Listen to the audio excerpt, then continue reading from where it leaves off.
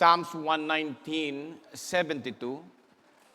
I hope the boys have their Bible with them. Taas nyo nga yung Bible nyo, boys. Bakit yung iba walang Bible? Ating girls din, dapat ganun din. Ayun, amen, meron silang Bible. Alright, in Psalms 119, verses 72, Bible says, "The law of thy mouth is better unto me than thousands of gold and silver." Tayo po'y manalangin. Father, we again acknowledge, Panginoon, your goodness, your mercy, and your grace. Kami po ay naniniwala na kayo po yung may akda ng lahat. Lord, without us, you're still God. But without you, Panginoon, we will be in trouble. As a matter of fact, marami pong tao ngayon, kahit nandito sa loob ng simbahan, ay already in trouble. Maybe somehow trouble, Panginoon, sa kanila pong health. Maybe, Lord, their troubles in their family na pag-aaway. Maybe trouble, Panginoon, sa finances. I don't know, Panginoon, but a good thing because you know and you are able, Panginoon, to help us. It happened 2,000 years ago when you sent your only begotten Son, Jesus Christ, to die for our sins. His broken body, His blood shed dun po sa old rugged cross, buried, and after 3 days and 3 nights risen again, that whosoever believeth upon Him should not perish but have everlasting life. Panginoon, speak to us this practical message tonight. I hope, Lord, that even a child could understand. Bigyan mo ko, Lord, the gift of utterance. Bigyan mo, Panginoon, ng gift na kung saan not only I will communicate but also will connect. Panginoon, have your way tonight, and I pray na sawayin mo yung diablo na nagbibigay sa amin ng distraction sa pakikinig ng iyong salita. I pray, Father, that there's someone here who will surrender and get to know you as not just Savior, but as Lord as well. Kayo po manguna. In Jesus' name we pray. Amen. In 1960s and 1970s, dito sa Pilipinas, also, we had a great spiritual revival. Nangyari ito nung ang presidente po ay si Ramon Magsaysay. At during that time, mga kapatid, the Philippines was experiencing a period of economic growth and political stability. The government was actively promoting religious freedom.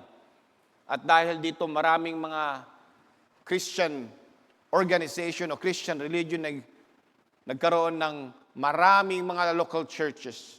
Back then, tayo po ay, I believe, kasama sa top 3 na mayayaman na bansa sa Asia. You see, when God is in control in a certain place, there's blessing. Ulitin ko po if God is exalted sa isang bansa, there's always blessing. And it happened in 1960s, 1970s, and I believe if we as a church will be knit together, if we as a church ay magiging seryoso, if we as a church magkakaroon ng tunay na pagsisisi, I believe that we can turn this world upside down for the Lord. But the problem tonight and the question tonight is this: are we willing to let God move sa ating kalagitnaan? In Psalms 119 is a prayer that includes many different elements. It includes prayers of praise in verses 45 to 48.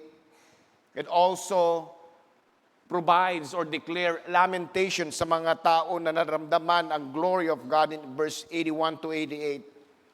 There's also a vindication in verses 132 and 134, and obedience in 57, 64, and petitions for wisdom in verse 34 to 40. Pag binasa nyo po ang Psalms 119, para kang kumain ng chapsuy. Malaman, masustansya. And we will pattern our message tonight. Bakit kaya nung sinabi kong chapsuy, napangiti si Annalisa? No? Siguro namimiss niya na yung chapsuy. Marami po ngayon sa Kristiyano ay malnourished. Amen. Why?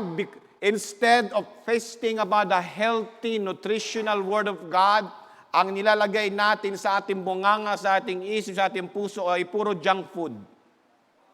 Back in the first Great Awakening, George Whitefield, kahit hindi iligtas, kahit hindi manampalataya, ay umaattend sa mga kanilang pagtitipon. Why? Because there is no other entertainment. There is no HBO, there is no Disney Plus, there is no Netflix. They're stuck with the Word of God. And the same thing with us. If we will eliminate those distractions sa ating panampalataya, we will keep ourselves from YouTube and TikToks and other social media. I believe with all my heart, we too can have revival. Then again, ang questions tonight, are we willing? The purpose of the Psalms is to celebrate God's word and instruction to His people. It is used in Jewish tradition to celebrate Rosh Hashanah, which is Jewish New Year. Pag New Year po, binabanggit po nitong Psalms 119. This holiday is the first of a series of holidays called Yanim, Noram, in English, Days of Awe. Ibig sabihin, ito po ay binabanggit kapag sila po ay nabibilieve, sila po ay nagsiselebrate, at iniisip nila ang kagandahan ng loob ng Panginoon sa kanilang buhay. Makikita natin po ang isa pong napakagandang character trait ng isang tunay na manampalataya. Siya po ay laging grateful. Lagi siya nagpapasalamat sa kanyang panalangin, sa kanyang pag-iisa, sa kanyang meditation. That is why I told you before, prayer is an act. It is not just word, but it's an act. It's an action. It's an adoration, it's confession, it's being thankful and supplication towards God. At yan po yung malimit na nakakalimutan ng mga tao. O even yung ating pong mga manampalataya. It has also been said that Psalms 119 ay ginagamit ni David to teach his young Solomon ng abakada ng mga Hebreo. Kung titingnan natin dyan sa ating pong Psalms, nandiyan po yung mga alphabetical na ginagamit po para po sa mga Hebreo. So if this Psalms 119 have several elements of thanksgiving, appreciation, vindication, and lamentation, I believe with all my heart, makakuha din po tayo ito ng aral about revival. And there are certain elements of revival na makikita natin in Psalms 119. We'll just dive in for the sake of time. Gusto ni Pastor Ted matapos tayo ng 7:30 or maybe even 7:25. How about 7:24? Number one, the elements of revival is number one, there will be remembering. Remembering. Maraming Kristiyano ngayon parang mayor ng Banban. I cannot remember. Nakita niyo sa Senate, di ba tinatanong siya, saan ka pinanganak? Sinong kapatid mo? Anong pangalan ng ganyan-ganyan? Ay, nakalimutan ko na. The first element sa revival po is this, that we need to remember God. Maalala natin ang Panginoon. Look with me in Psalms 119 verse 55 hanggang 56. I have remembered thy name, O Lord, in the night, and have kept thy law. Noong nag-iisa itong psalmist na ito, he's not thinking about yung paano siya makakagulang the next day. Hindi siya nag-aanap na the next day anong makukuha niyang pera. But rather, the Bible says, the psalmist said, I have remembered thy name. He remembered the name of God as a provider. He remembered the name of God as a banner. He remembered the name of God as a Savior and Lord. And the following verse, the Bible says in verse 56, "This I had because I kept thy precepts." Pinanghawakan ko. Most of us don't even remember the Lord's Day. Most of us don't even remember to pray before eating. But the psalmist says, "I have kept thy precepts." In Ecclesiastes chapter 12, verse 1, the Bible says, "Remember now thy Creator in the days of thy youth, while the evil days come not, nor the years draw nigh, when thou shalt say, I have no pleasures in them." Yung mga kabataan, this is the time that you need to remember God habang bata pa kayo. Remember means to serve Him. Remember means to be serious sa Kanya. Remember means appreciation sa Kanya of all the goodness na ibinigay sa ating buhay. In Ecclesiastes 12:1, remember means your Creator. Remember Him in your difficult times. Remember that the people are God's property. Alam niyo ba yon? That even though hindi ka ligtas, ikaw ay property ng Diyos. When God created doon po sa garden, God created us for a reason na tayo po ay pag-aari niya. And then God that only created us one time, if you are saved ngayon, God also had created you another being sa iyong buhay. So basically, kung ikaw iligtas, God owns you two times. When we fail, when we sin, naturally dead, and then Jesus Christ saved us. Now I belong to Jesus. Jesus belongs to me. Remember that. That God is the one who created us. Sabing ganun dati ng isang young people nung araw, bago pala akong pastor. I'm still new, by the way. 20 years, no? Pastor, if God is so kind, if God is so good, and it's so loving, masyado naman yata ang penalty when our parents in Genesis rebel against God. Masyado naman, if He is loving, why in the world Adam and Eve was this fellowship tinaboy? I don't think He is a loving God. Napakasimple lang. A simple matter. Sabi ko, my goodness, is that a simple matter? Think with me tonight. God created the world. The world. How big is the world? We got the Asia. We got the South America. We got Africa. The 7 continents. He created the great whales, the lions. He created that.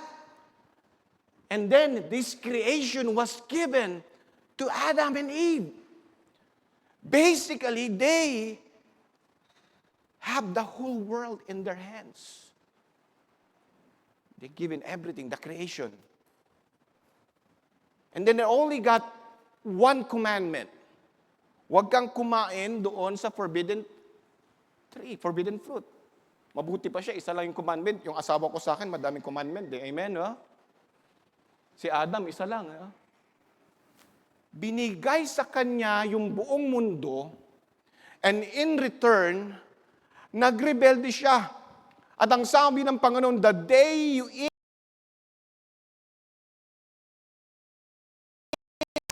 did they die that time? No. They were just driven away from that wonderful garden. Now tell me, is that a small thing? My goodness. Binigyan ka ng isang napakagandang lugar. Sabihin mo, it's just simple sin? And so it is with Christianity ngayon. God has given us a new life And then sasabihin natin, napakasimple lang, no, we don't even remember Him. Man, medyo okay lang? Kamusta ka? Eto, medyo okay na ako. No. We need to remember God's goodness sa akin, lalo na sa mga ligtas. Remember Him. The reason why we don't have revival is we are very forgetful. Nakalimutan na natin yung kasaganahan, yung blessing ng Panginoon sa ating buhay. Lalo na ngayon, we're living in the difficult times. Remember that people are God's property, so they should serve Him from the start to their years, not the end of years when the service is very limited. Ngayon pa lang, pagsilbihan na natin, yung mga batang Kristiyano, I saw my pastor, when I met him, man, he can carry, naalala mo Kuya Chito, the very first birthday ni Hannah, sabi niya na Nanay Ligaya, Odek, pumili ka dyan ng baboy. Back then, daming baboy dito. Marami pa rin bang baboy dito? That's another message, amen. Ang daming baboy, sabi niya Nanay Ligaya, pumili ka ng baboy dyan. Eh, syempre, bata ako, swapang ako nun, di ba? Kinuha ko yung pinakamalaki, lilitsunin daw eh. Kinuha ng pinakamalaki, si Kuya Chito was there. Bata pa rin si Kuya Chito nun, puro itim pa yung buhok nun eh. Nakawala, hinihila namin sa buntot, nakawala. Pastor Ted, he don't have that lazy, fat belly back then. Pastor Ted, parang Marines. Hop, 2, 3, 4, hop, 2, 3. Gano'n niya. Kinarga niya ng ganyan yung baboy. Nilagay sa cage. Sabi ni Kuya Chito, kayang-kaya, Marine yan eh. Kayang-kaya niya, Marine. And we were like, man, grabe si Kano ah. Ang galing ni Kano. Lakas talaga yung mga Kano. No? Siyempre, steak kinakain niya. Parang ganun. Usap tayo. Naalala mo Kuya Chito? Naalala mo yun? Alala ko yun. He was, grabe. Iniisip ko nung bata ako, si tatay siguro, pag gabi, bago matulog, nagpo-push up ng ganyan lang. Siguro. Malakas si Pastor Ted. He was really strong. He looked buff. And we had a fellowship this morning. Siguro nagustuhan niya yung panonood namin. So he decided to go home. He was just walking down the stairs. I'm not making this up. Naglalakad siya galing sa bahay namin sa Everlasting siya.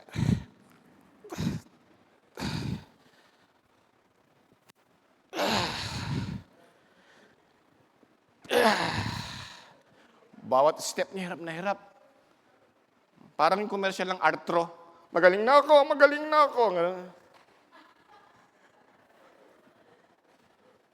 I'm telling you, it's gonna go fast.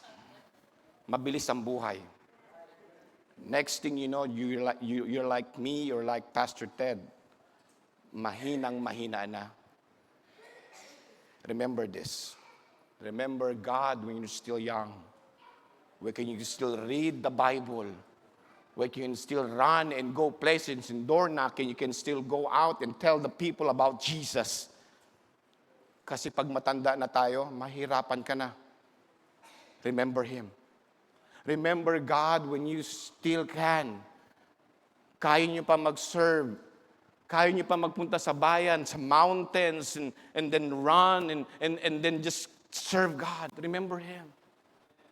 Remember Him.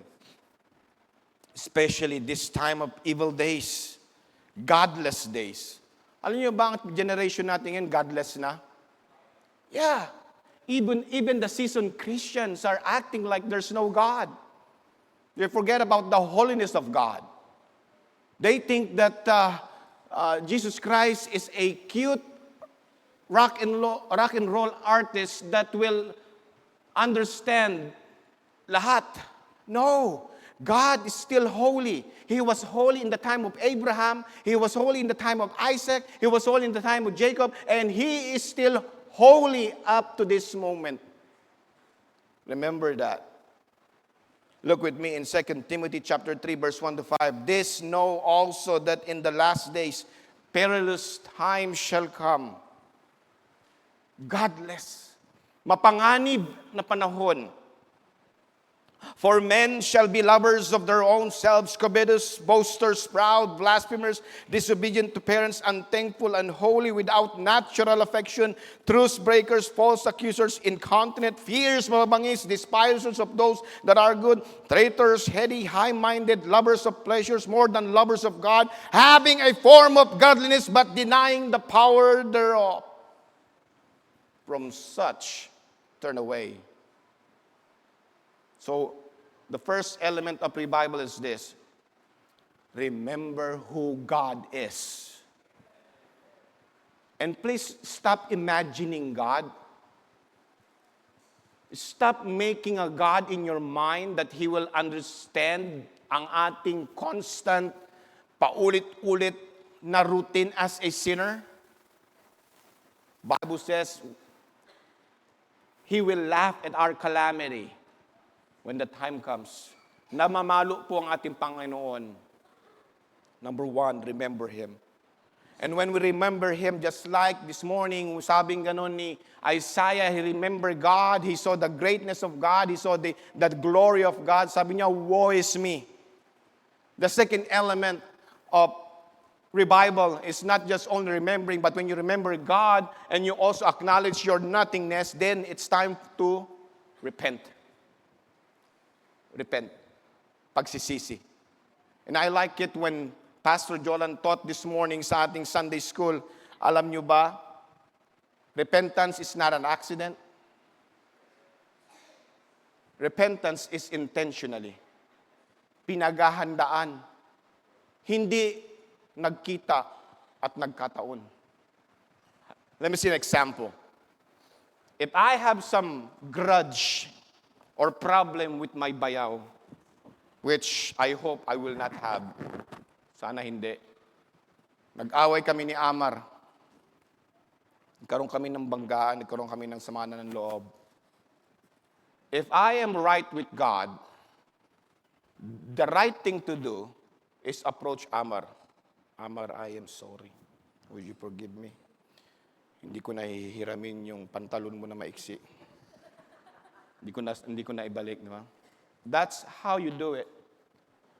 But if somehow I saw him while I'm paying OADC, and then there's nothing I can do, Brother Joey, nagkita kami doon. Parang sabi ni Hannah, nataranta si Ruel.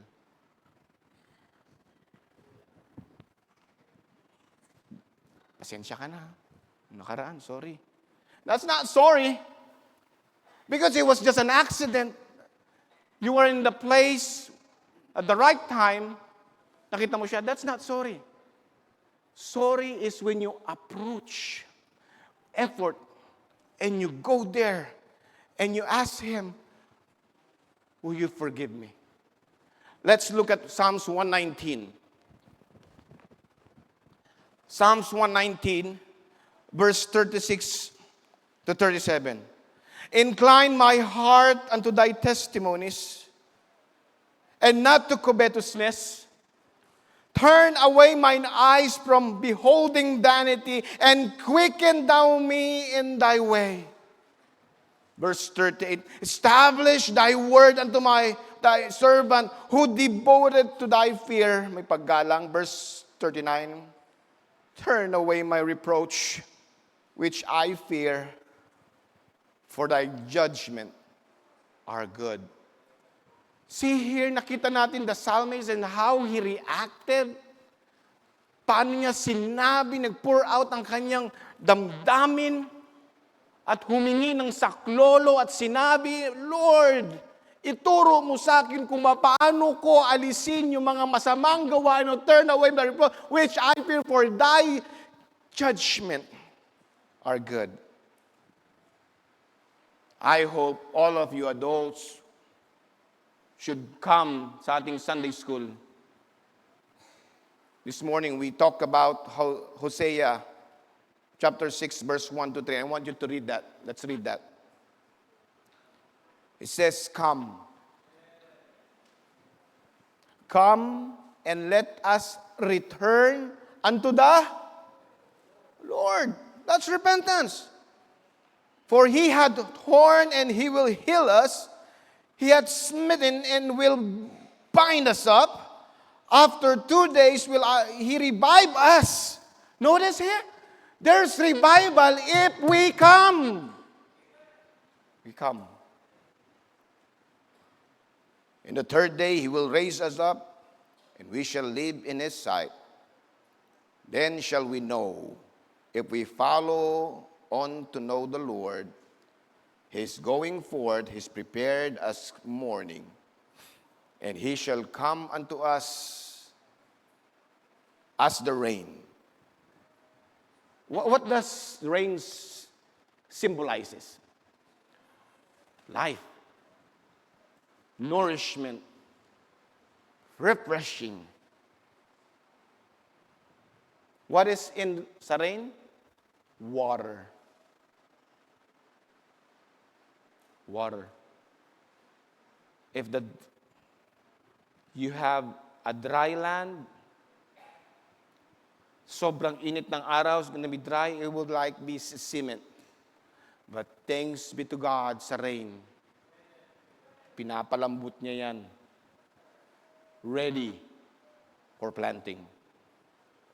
Then shall we know, if we follow on to know the Lord, going forth is prepared in the morning, and he shall come unto us as the rain, as the latter and former rain unto the earth.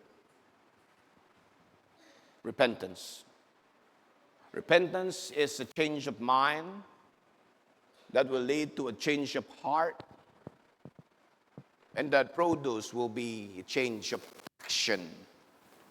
Back then, this is my action. This is my direction. This is my going. And then somehow we remember God's goodness. We felt convicted. And say, Lord, I repent. I changed my mind. That led me to a change of action. And then I went towards to the Lord. Thy precepts I will keep. And while I'm doing that, while I'm trusting towards the Lord Jesus Christ by faith, I'm also leaving the paths of sin behind. Iyan po ang mga elemento ng revival. Number 1, we remember. Naalala natin yung goodness niya. Naalala natin ang Panginoon. At na-acknowledge natin ang kakulangan natin. So we repent. And then lastly, tonight, amen? We got the remembering, we got the repenting, and should not stop there. We should keep repeating. Repeating. Paulit-ulit nating gawin. Repentance is not just a one-time goal. Repentance is not just a one-thing experience. Repentance is a lifestyle. Ang pagsisisi o paglapit sa Panginoon ay pamumuhay ng isang Kristiyano. Sabi ito ni Watchman Nee, it is the normal Christian life. Ito po ay pinaplano, ito po ay sinasadya, ito po ay kinahihiligan, at ito po ay kinaaliwan. In Psalms 119, verse 44 hanggang 48, and we're gonna close now. Bible says, so shall I keep thy law. Kailan? For a moment? Only Sunday? It says there continually. Not only continually, it add another praise it forever and ever. So what we're doing right now, sabing ganon, we remember God, and then there's a repentance, and we should do it over and over and over and over. Ibig sabihin, huwag kalimutan. Have you seen, when I first came here sa New Cabalan, kasi I was born in Longapo, came here as a little boy, maybe a 9 years old. Sa Olongapo, Sister Sheila, medyo high-tech tayo doon kumpara nung araw itong Cabalan, medyo bundoks ito rural. Kakaunti lang dito, yung meron tinatawag na gas range, na ganun kagad dito. Karamihan na nagluluto dito, panggatong. At kapag naggagatong ka, ilalagay mo yung tuyong kahoy, tapos dilingas yon, para dumingas, kailangan pa. Tapos lumalagablab si Sir Amy.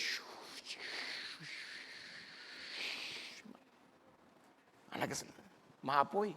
Luminingas. At sometimes, kapag hindi mo napaypayan yan, namamatay. Well, the same thing din po sa ating mong pananampalataya. Kailangan laging pinapaypayan continually. Continually. Para lumaglagablab po yung ating panampalataya sa Panginoon. So shall I keep thy law continually forever and ever. Verse 45. And I will walk at liberty. For I seek thy precepts. Mga pamantayan ng Panginoon. Kanyang mga prinsipyo.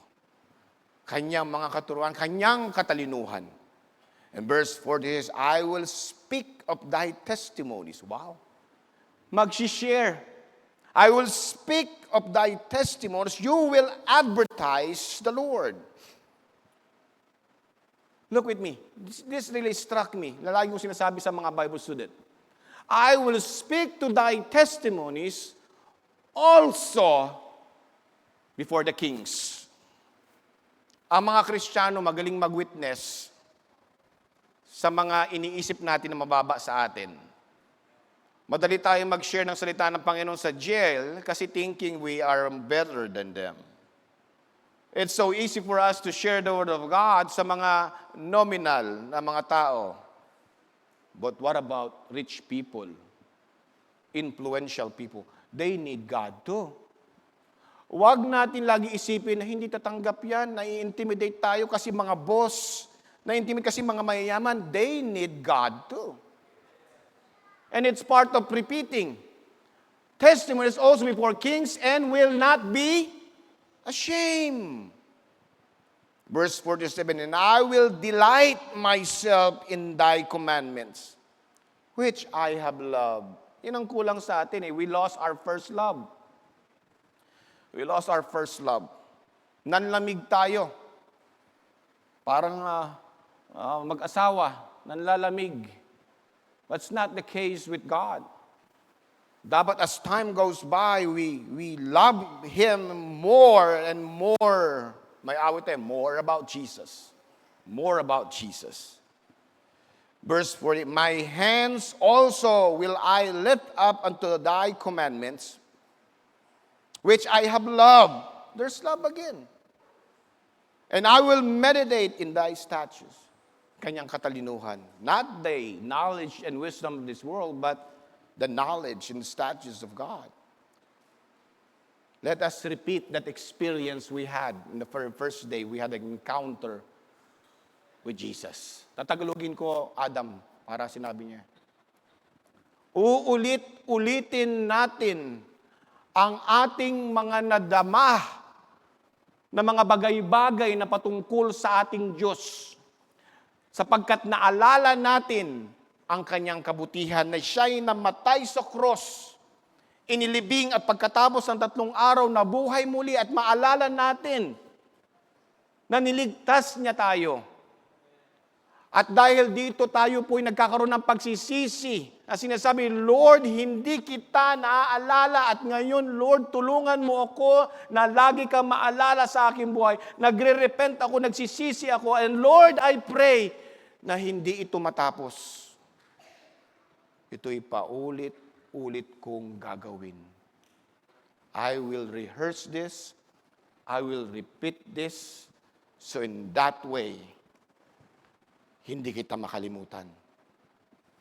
See, the elements of revival is remembering, repenting, and just keep repeating. Exodus 17:14.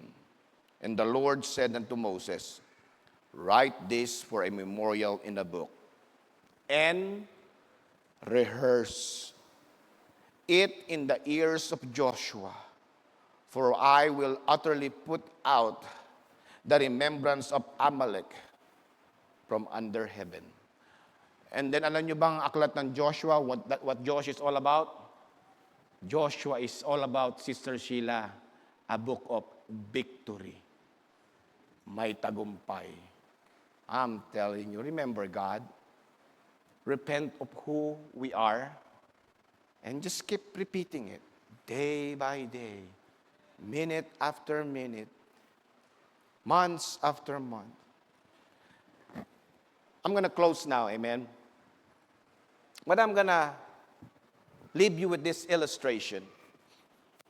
You know, I love my wife more than ever. Taas nga may mga asawa dito. Raise your hand if you're married. Amen. Yan. I'm telling the truth. Don't you love your wife more than ever? I mean, the very first time I saw Annalisa, crush ko lang siya. Di ba? Okay na. Very first time I lay my eyes pala, my eyes sa kanya. It's just infatuation. Ang ganda naman niya. Crush ko siya. And then when we got married, spent 3 years, Pastor Ted, I don't love her anymore. Nakita ko na yung mga, di ba? I love her. Pero alam niyo ba, we're married like 26 years? I'm wrong again. But I love her more today than yesterday. Alam niyo ba yon? Mas mahal ko siya ngayon kaysa na mahal ko siya ng mga nakaraan. Why? Because there's intimacy. Intimate kami, mahal na mahal ko siya. I've been married 7 times. The same girl. I keep marrying her in my mind. I want to marry her. I'm gonna marry her. Maraming times ako sa isip ko, I should have married her dito sa garden. I should marry her doon sa ganitong castle. I married her in my mind 7 times. And 7 times is a complete number. I love her more now. And I'm gonna be devastated. Mababaliw ako. I'm gonna go crazy if that woman die. I don't know what to do. I'll be lost. Would it be the same with God? The very first time na we have relationship with God, isn't that the case dapat? The more we spend some time with God, the more we saw experience His goodness, naranasan natin yung kabaitan niya. Isn't that supposed to be the case? That mas mahal natin ang Diyos? Mas pa ngayon sapagkat ang haba na ng relationship? I saw a post sa aming general chat ng mga pastor. Ano bang pangalan ng natin? Riding, hindi, ibang pala yun. Yung general chat natin. Accountables, iba pala yun. Sabi may isang pastor doon, sabing ganon, God did not stop loving and blessing us. We just stopped being ungrateful. We just stopped being grateful, rather. We just stopped being grateful. Remember God. Repent. And repeating it day by day. Let's all stand. We're gonna sing our last song. I know the Lord is speaking to someone